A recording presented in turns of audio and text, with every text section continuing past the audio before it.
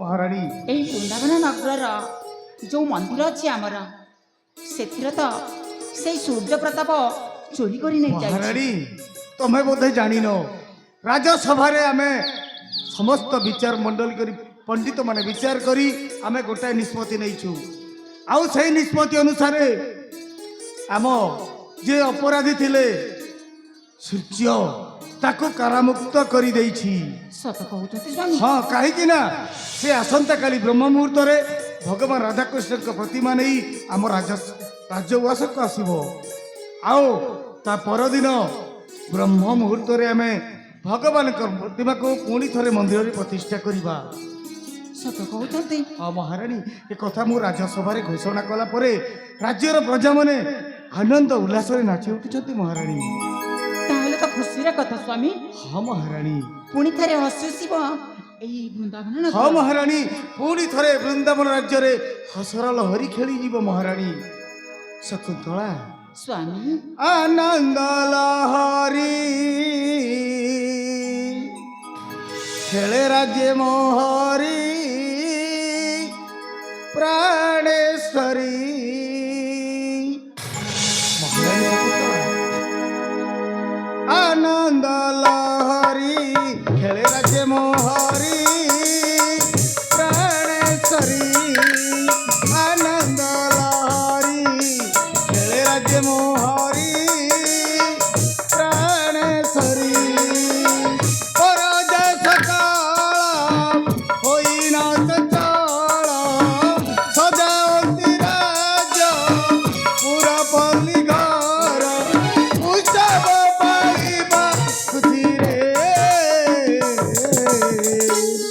चंद्रमा बदनी मिताली प्राण संगिरे। चंद्रमा बदनी मिताली प्राण संगिरे।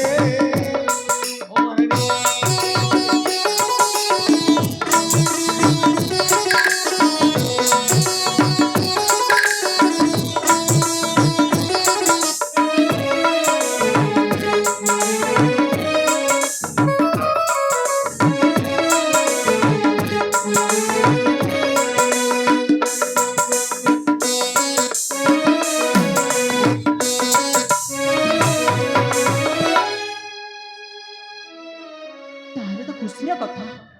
ଯଦି ଆମର ସେଇ ନୀଳମାଧବ ଫେରି ଆସିବେ ତାହେଲେ ଏ ବୃନ୍ଦାବନ ନଗରଟା ହସି ଉଠିବ। निश्चय महाराणी मो आशा आशा रही बोली भावुली हेले आनंद पुणी थे आम पुरी उठिला। महाराणी ସ୍ୱାମୀ जो दिन मंदिर चोरी हेले ठाकुर से दिन प्रतिष्ठित होई नाई मंदिर।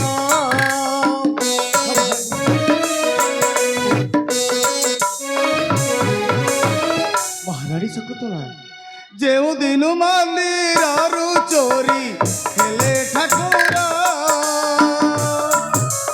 से दिन प्रतिष्ठित होई नाही मंदिर।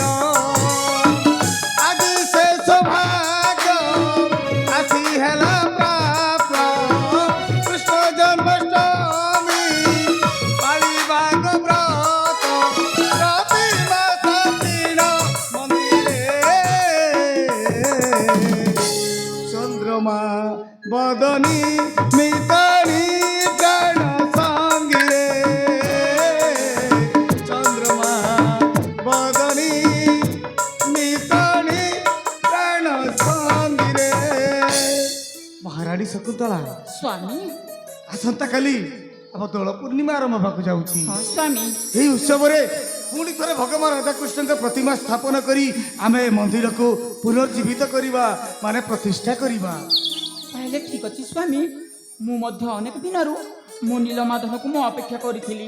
ନିଶ୍ଚୟ ପୂଜାର୍ଚ୍ଚନା କରି ନ ପାରି ମନ ଦୁଃଖରେ ଭାଙ୍ଗି ପଡ଼ିଥିଲି। हे महाराणी आ विलंब करना आम हाथ में समय कम अच्छी शीघ्र राणी हंसपुर को जाई निजे सजबाज हवा संगे संगे आमर छोट छोट दीटा झी अच्छा मन अच्छी ना भूली गलनी ହଁ କାହିଁକି ମନେ ନଥିବ। अवंतिका अनामिका हाँ। से माने को सजबाजा करिकी पूजा सामग्री हाथ में धरी शीघ्र मंदिर को आसीबो।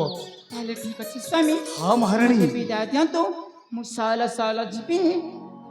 ଆଉ କାଲି ପ୍ରଭାତରେ ଯେମିତି ପୂଜାର୍ଚ୍ଚନା ପାଇଁ ବିଳମ୍ବ ନ ହୁଏ ହଁ, ସବୁ ମହାରାଣୀ। କିଛି ସଜବାଜ କରି ତମେ ଠିକ କହୁଛ କାହିଁକି ନା ମୋ ସାମନାରେ ସମୟ ନାହିଁ ଶୀଘ୍ର ଯାଅ ହେ ମନ୍ଦିର ପ୍ରତିଷ୍ଠା କଥା ଶୁଣିଲା ପରେ ନା ମୁଁ ଆନନ୍ଦରେ ନାଚି ଉଠୁଛି କିନ୍ତୁ ଆଉ ସ୍ୱାମୀ, ମନରେ ସ୍ଥିର ରହୁନି।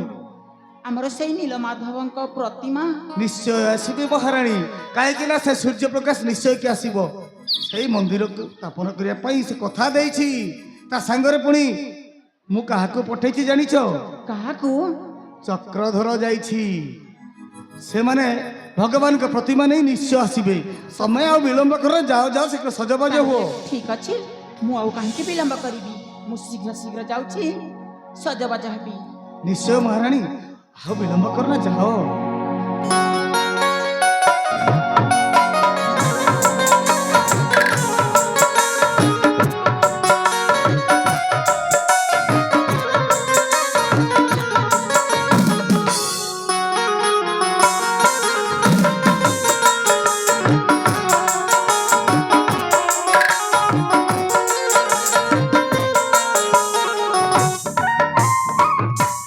ଏତେ ଦିନ ପରେ ମୋର ମନର କାମନା ପୂର୍ଣ୍ଣ ହେବାକୁ ଯାଉଛି। ଆଜି ଆନନ୍ଦରେ ଆନନ୍ଦରେ ମୁଁ ବିହର ହେଇଯାଉଛି। ହେ ପ୍ରଭୁ ଲୀଳାମୟ, ଏସବୁ ତମରି ଲୀଳା ପ୍ରଭୁ, ଏସବୁ ତମରି ଲୀଳା। ଜୟ ଶ୍ରୀ ରାଧାକୃଷ୍ଣ, ଜୟ ଶ୍ରୀ ରାଧାକୃଷ୍ଣ, ଜୟ ଶ୍ରୀ ରାଧାକୃଷ୍ଣ।